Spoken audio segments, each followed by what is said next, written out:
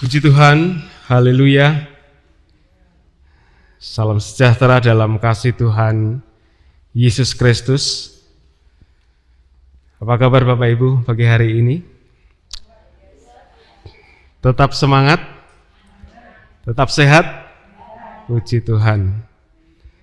Ya, di tengah segala keadaan yang masih terjadi, apalagi di musim pandemi seperti ini, kesehatan jasmani sangat perlu untuk diperhatikan. Kesehatan jasmani hari-hari ini menjadi konsen baik pemerintah, tenaga medis, satuan tugas, gugus tugas, dan juga seluruh perhatian dunia sedang terarah mengupayakan kesehatan jasmani bagi seluruh penghuni atau penduduk dunia ini. Yang tidak kalah penting dari itu juga adalah kesehatan rohani yang harus juga diperhatikan. Kalau versi dunia, kesehatan tubuh mempengaruhi kesehatan jiwa dan roh. Tetapi firman Tuhan mengajarkan secara terbalik.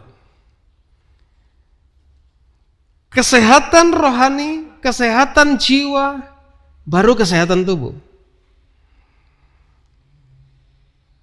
Bukan berarti pula ketika rohani sehat, jiwa sehat, tubuh tetap sehat. Karena kita tahu tubuh kita adalah tubuh yang terbatas. Satu kali bisa mengalami kelemahan, satu kali bisa mengalami sakit penyakit, satu kali bisa mengalami kemerosotan. Seiring bertambahnya waktu, seiring bertambahnya usia kita, kondisi-kondisi tubuh kita, organ-organ tubuh kita bisa semakin merosot. Tetapi kesehatan rohani tidak boleh merosot. Kesehatan rohani harus terus meningkat dan mendapatkan pembaharuan dari hari ke hari. Sebagaimana halnya kita mengusahakan kesehatan jasmani kita, setiap hari kita mungkin mengkonsumsi makanan sehat, kita berolahraga, kita melakukan aktivitas yang bisa membakar kalori-kalori yang berlebihan, lemak-lemak yang menumpuk. Jangan lupa pula kita juga melatih otot-otot rohani kita supaya rohani kita tetap kuat. Tetapi kalau kita selidiki lebih jauh fakta keadaan yang sedang terjadi dalam kehidupan manusia, sekalipun kesehatan jasmani ini diupayakan, ada kalanya jasmani ini merosot. Ada kalanya kita harus alami sakit penyakit.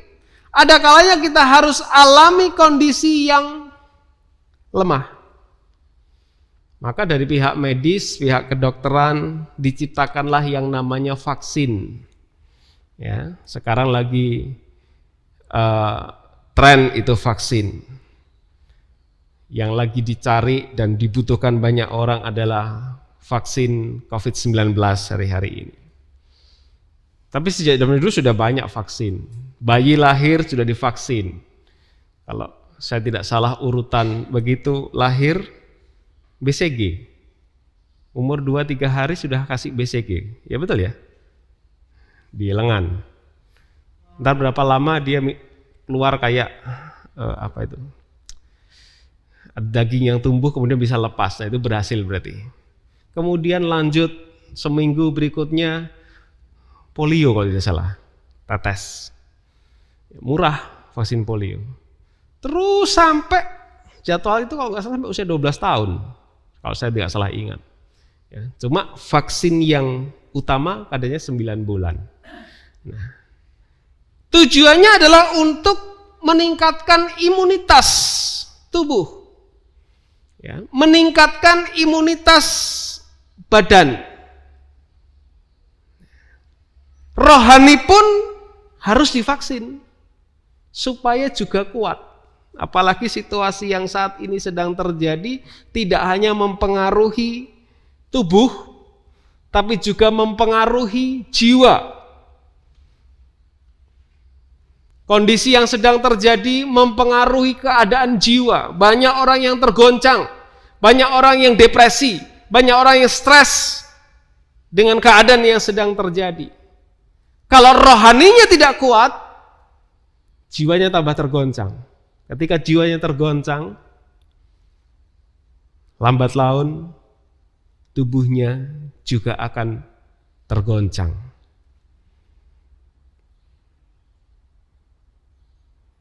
Tapi kalau sudah melangkah sampai kepada taraf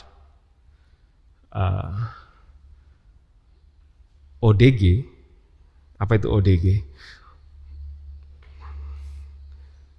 Sudah sampai taraf gangguan jiwa, ya biasanya tubuh sudah tidak lagi, ya itu sakit cuma nggak dirasakan itu aja. Stimulusnya sudah beda. Makanya kalau kita lihat ada banyak orang gila di pinggir jalan, dia makan apa saja ya rasanya nggak apa-apa. Tidur di mana saja oke-oke saja.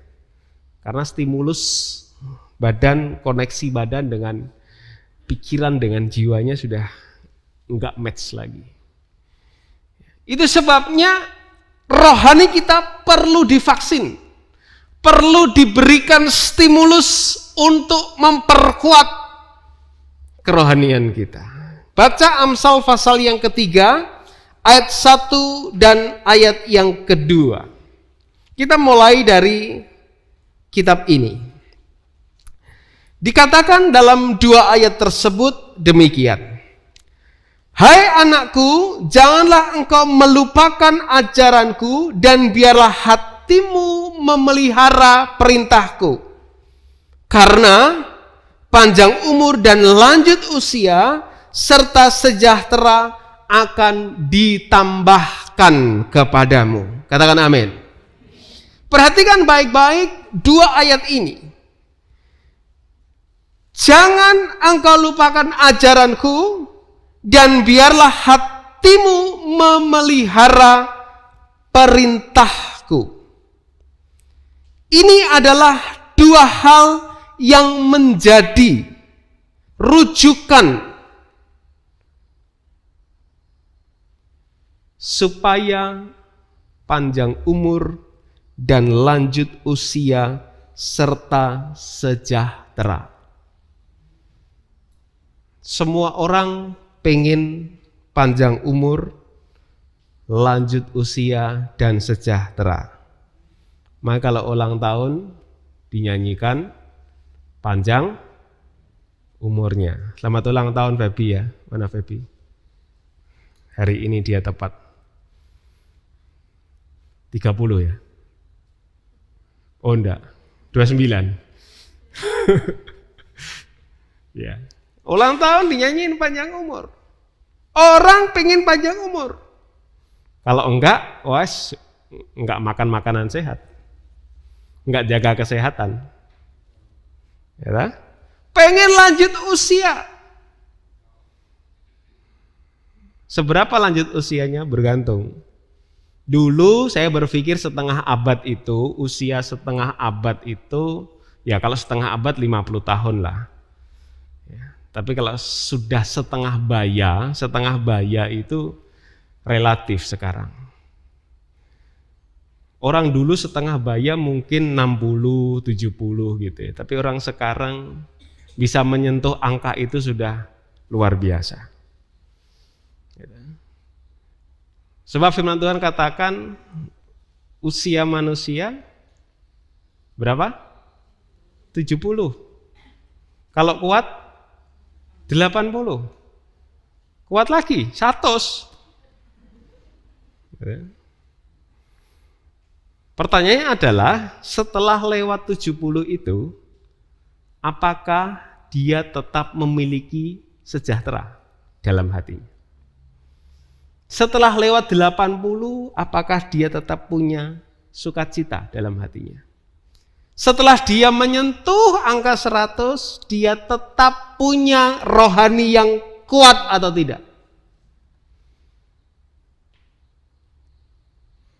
Apalagi segala yang kita harapkan dalam dunia ini seringkali meleset, berbeda jauh dari apa yang kita harapkan. Kita mengharapkan hal-hal yang baik terjadi dalam kehidupan kita, nyatanya kondisi yang tidak sesuai dengan apa yang kita inginkan. Sekalipun bagi beberapa orang ya mungkin menyenangkan, contohnya anak sekolah. Anak sekolah yang sudah kelas 3 seneng ini. Kelas 3 SMP, yang sudah kelas 6 SD, 3 SMA, seneng. Kenapa? Karena homeschooling semua, tiba-tiba nanti lulus. Nah, yang kelas 1, saya kemarin ngobrol sama anak saya yang gede, yang kelas 1 ini Pak, yang agak nanti. Ya kalau ini segera boleh masuk, kalau enggak, berkepanjangan tidak boleh masuk homeschooling, ya sudah kelas 1 di rumah, kelas 2 di rumah, kelas 3 di rumah, ijazah pun dari rumah. Enak sekali.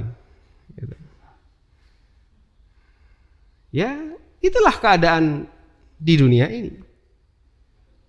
Saya bilang lulus dengan nilai corona. Karena kan semua dari rumah. Ujian pun learning by googling. Belajar dengan Google. Apa yang nggak didapat di Google sekarang? Ada sih yang nggak didapat. Tetap ada yang nggak didapat. Cuma biasanya wawasan-wawasan gitu ada di Google. Learning by Google. Tahu gitu. Dunia, saya katakan, firman Tuhan katakan, tidak akan semakin baik. Dunia akan semakin terpuruk dengan segala dosa dan kejahatannya. Orang-orang yang ada dalam dunia lambat laun akan mengikuti arus dunia sehingga mereka juga semakin terpuruk dalam dunia ini. Tetapi sebagai orang percaya kita harus kasih vaksin rohani buat kehidupan kita. Kita harus masukkan vaksin ini dalam kehidupan kita. Apa aja vaksinnya? Saya kasih 2 saja ya.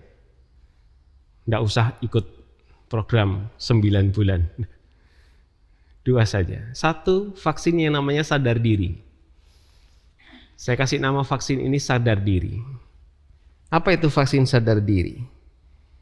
Vaksin sadar diri adalah vaksin yang membuat setiap orang yang menerimanya sadar bahwa dirinya bukan lagi hamba dosa.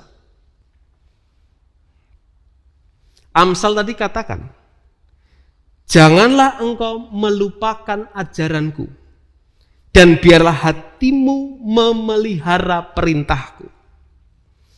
Ajaran yang diberikan oleh firman Tuhan menjelaskan bahwa kita ini orang yang sudah diselamatkan, orang yang sudah dibebaskan dari perhambaan dosa, orang yang sudah mendapatkan anugerah kasih karunia dalam Yesus Kristus, dan diberikan pengajaran-pengajaran kepada kehidupan kita tentang firman Tuhan yang menjadikan rohani kita mulai bertumbuh, berakar, bertumbuh dengan kuat, menghasilkan buah di dalam Kristus. Roma pasal 6 ayat 17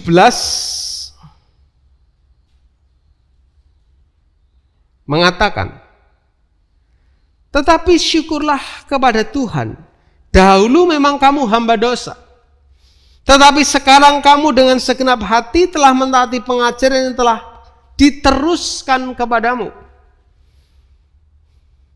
18, kamu telah dimerdekakan dari dosa dan menjadi hamba kebenaran. Banyak orang yang tidak sadar diri bahwa dia sudah ditebus oleh darah Yesus. Sekalipun tiap minggu pertama ikuti sakramen perjamuan Tuhan yang terus diingatkan. Tetapi kadangkala banyak orang yang lupa setelahnya bahwa dia bukan lagi hamba dosa. Dia lupa bahwa dirinya adalah milik Kristus. Lupa bahwa dirinya harus memelihara kehidupan rohani dengan baik. Lupa bahwa dirinya bukan lagi hamba dosa, tetapi hamba kebenaran.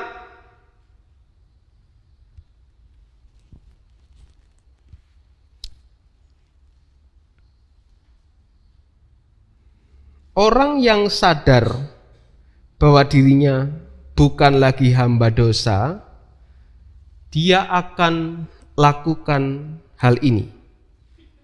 Dia akan memisahkan diri dari dosa. Dia tidak terus-menerus hidup di dalam dosa. Roma 6 ayat yang pertama katakan, jika demikian apakah yang hendak kita katakan? Bolehkah kita bertekun di dalam dosa supaya semakin bertambah kasih karunia? Itu sekali-kali tidak. Ayat yang kedua, bukankah kita telah mati bagi dosa? Bagaimana kita masih dapat hidup di dalam dosa tersebut? Di dalam dosa tersebut. Kita sudah mendapatkan kasih karunia dari Tuhan. Kita sudah mendapatkan anugerah keselamatan. Kita sudah dipindahkan. Kita sudah dipanggil keluar dari dunia ini. Itu sebab disebut gereja, eklesia. Orang-orang yang dipanggil keluar dari dosa, dari sistem dosa dunia, menuju kepada terangnya yang ajaib. Kita sudah dipindahkan, tapi banyak orang yang sudah dipindahkan tersebut tidak mau sadar. Selalu lupa dan berkata pakai dalih, ya manusiawi. Lupa itu manusiawi.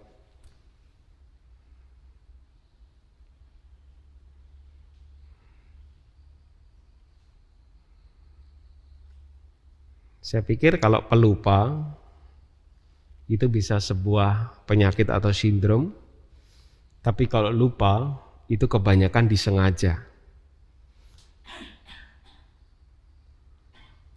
Bukankah pengalaman kita mengajarkan alasan yang paling mudah diterima oleh orang lain ketika kita melakukan sebuah hal yang tidak sesuai adalah kata lupa. Wah iya, saya lupa.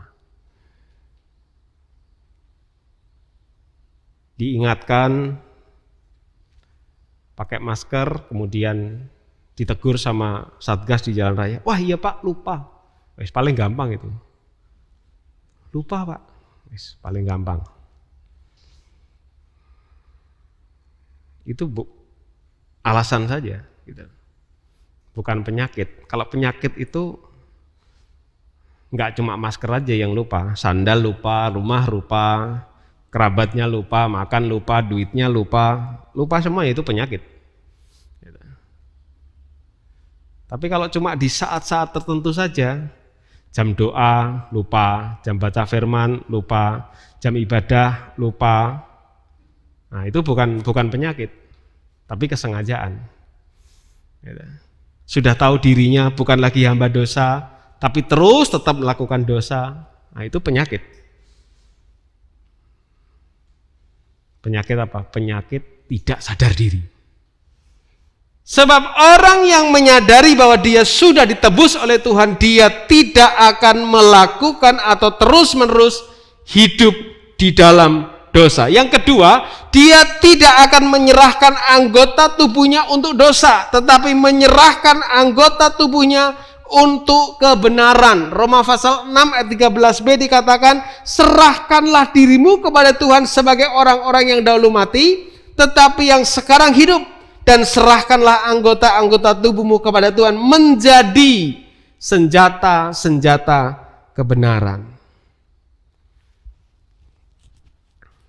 Banyak orang yang tidak sadar bahwa dia adalah spesial.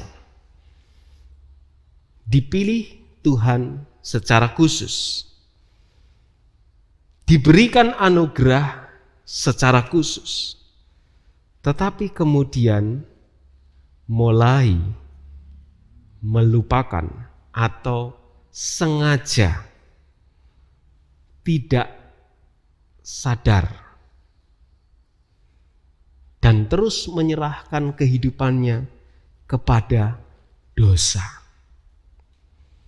Anggota-anggota tubuhnya diserahkan kepada dosa. Pikirannya diserahkan kepada dosa. Perkataannya diserahkan kepada dosa. Hatinya diserahkan kepada dosa. Perilakunya diserahkan kepada dosa. Orang yang sadar bahwa dirinya bukan lagi hamba dosa, dia tidak akan menyerahkan anggota tubuhnya sebagai alat dari dosa.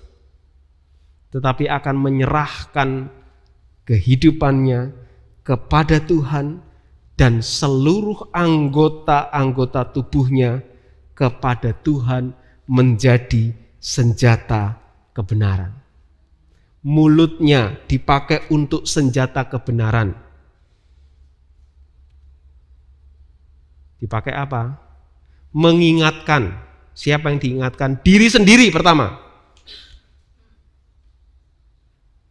Baru mungkin mengingatkan orang lain.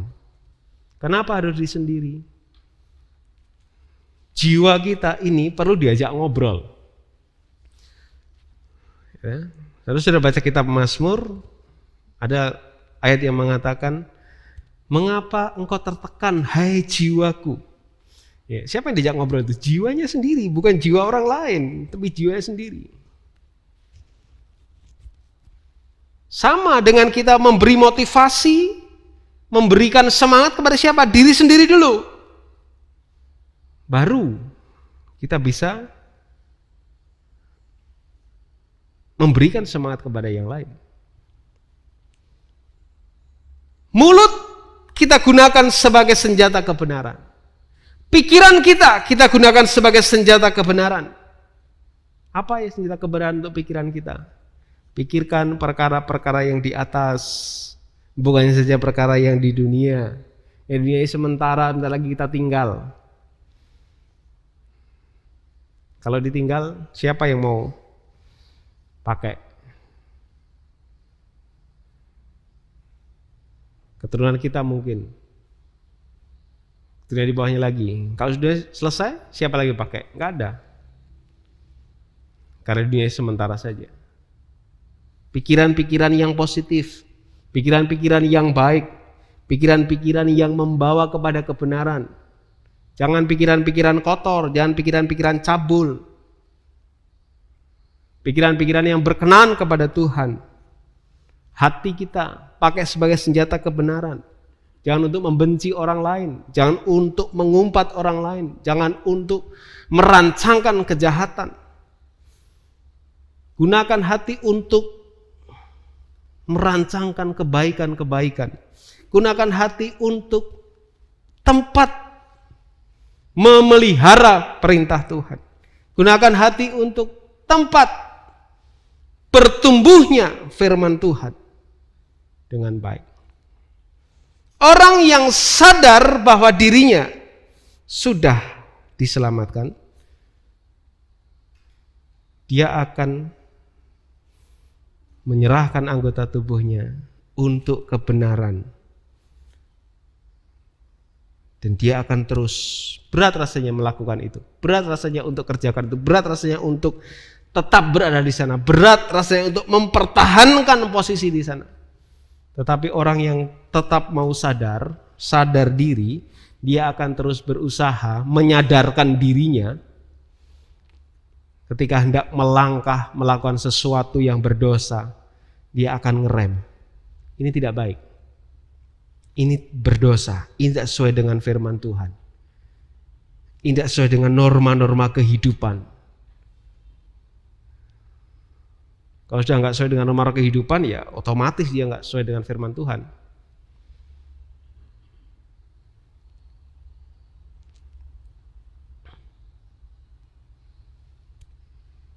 Vaksin yang pertama, sadar diri.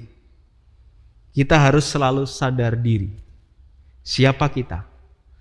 Kita tidak lagi bisa seenaknya hidup dalam dunia ini. Kita punya aturan firman Tuhan. Pada waktu kita sadar, mengingat terus ajaran firman Tuhan, dan membawa hati ini memelihara setiap perintah Tuhan, maka disitulah rohani kita kuat dan mempengaruhi keadaan jasmani kita. Firman Tuhan berkata hati yang gembira adalah obat. Sebenarnya ya, kalau kita mau benar-benar memperhatikan, semua berpusat pada keadaan hati kita. Kitab Amsal katakan, jagalah hatimu dengan segala kewaspadaan, karena dari situlah terpancar kehidupan. Kalau kita sadar bagaimana kita menjaga kehidupan kita, maka panjang umur, lanjut usia, damai sejahtera akan kita nikmati. Apapun keadaan kita, ada damai sejahtera, sukacita yang terus tinggal dalam kehidupan kita. Vaksin yang kedua, pantang menyerah. Vaksin pantang menyerah. Kondisi keadaan yang sedang terjadi, yang saya katakan tadi, terus merosot, dunia terus diambang kehancuran, ekonomi seperti gelombang lautan yang naik turun, naik sedikit turunnya banyak, naik dikit lagi turunnya banyak lagi, ya namanya turun grafiknya. Ditambah lagi kondisi keadaan yang semakin tidak bersahabat, membuat tidak bisa tidur, membuat insomnia, membuat beban pikirannya memuncak seperti tegangan PLN kalau sudah malam, turun ya, ngedrop. Tapi vaksin pantang menyerah ini akan menghasilkan sebuah mujizat yang luar biasa. Coba kita lihat apa yang Alkitab gambarkan tentang hal itu. Orang yang mendapatkan vaksin pantang menyerah ini tidak mudah menyerah dan putus asa dalam menghadapi perjalanan hidupnya.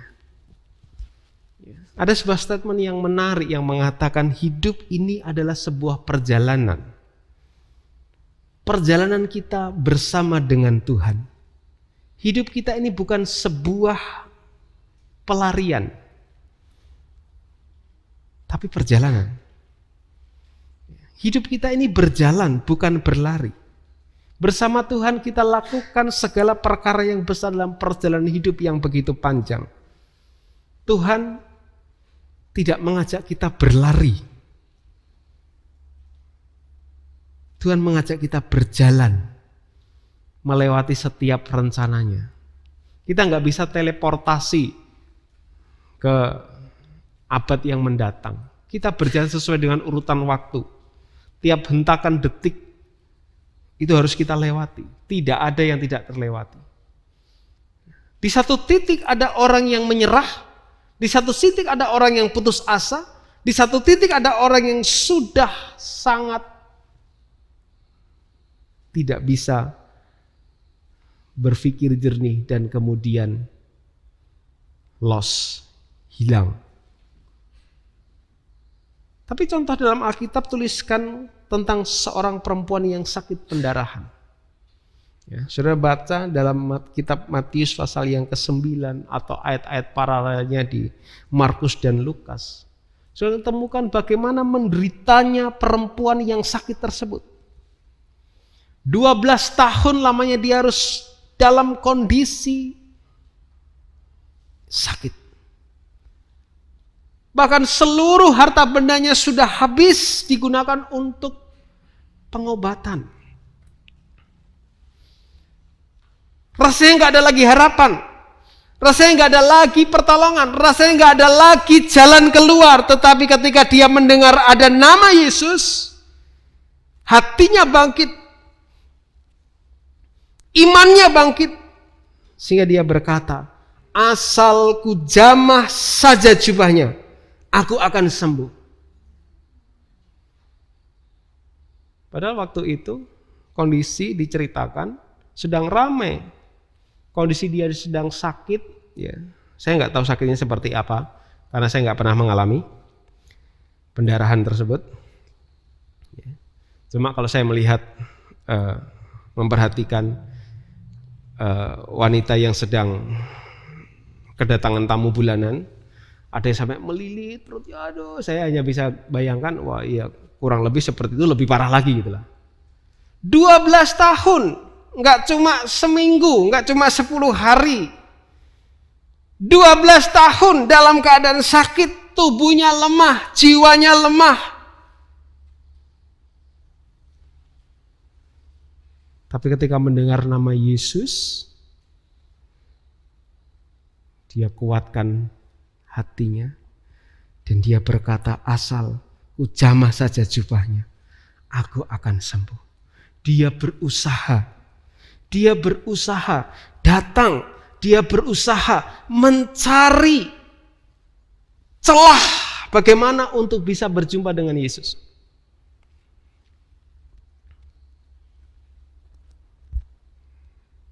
Dan dia mendapatkan kesembuhan.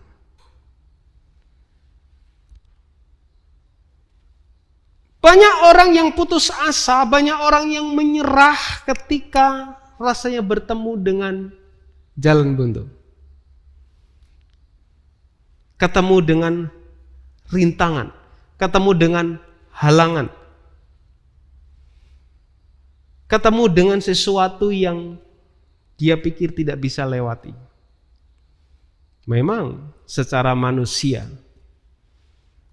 kita tidak bisa melewatinya. Tetapi bukankah kita punya Tuhan yang lebih besar dari segala sesuatu tersebut? Bukankah Tuhan juga memberikan benih iman kepada kita? Iman yang mengalahkan dunia. Iman yang mengalahkan segala hal yang terjadi dalam dunia ini. Dan kepada orang-orang yang mencari Tuhan, ada upah yang diberikan oleh Tuhan. Dalam kitab Ibrani pasal yang ke-11, ayat yang ke-6 bagian B dikatakan, dan bahwa Tuhan memberi upah kepada orang-orang yang sungguh-sungguh mencari Dia. Ibrani 11 ayat 6 bagian B.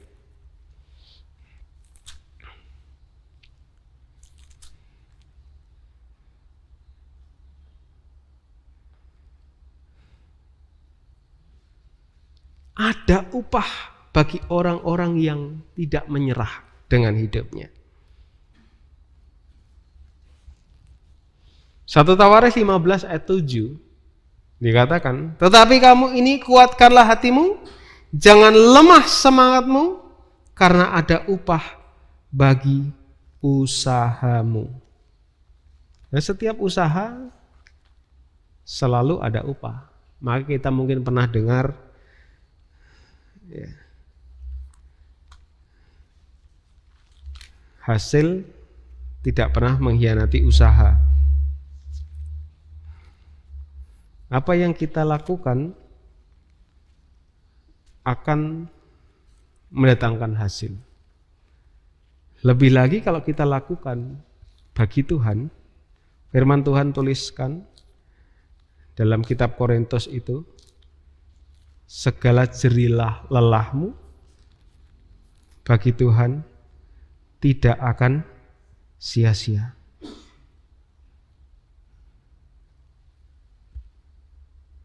Jangan menyerah.